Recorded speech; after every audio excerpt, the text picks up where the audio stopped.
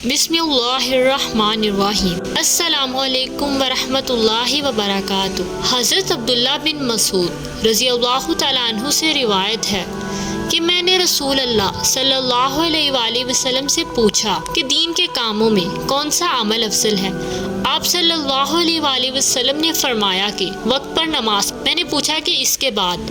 آپ صلی اللہ علیہ وآلہ وسلم نے فرمایا والدین کے ساتھ نیک سلوک کرنا۔ میں نے پوچھا اور اس کے بعد؟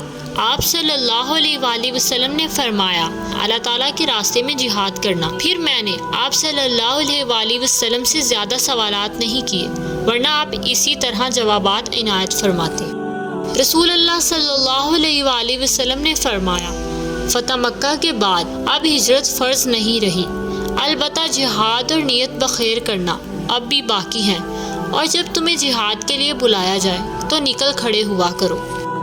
ایک آدمی رسول اللہ صلی اللہ علیہ وآلہ وسلم کی خدمت میں آئے اور عرض کیا کیا مجھے کوئی ایسا عمل بتا دیجئے جو ثواب میں جہاد کے برابر ہو۔ حضور اکرم صلی اللہ علیہ وآلہ وسلم نے فرمایا ایسا کوئی عمل میں نہیں پاتا۔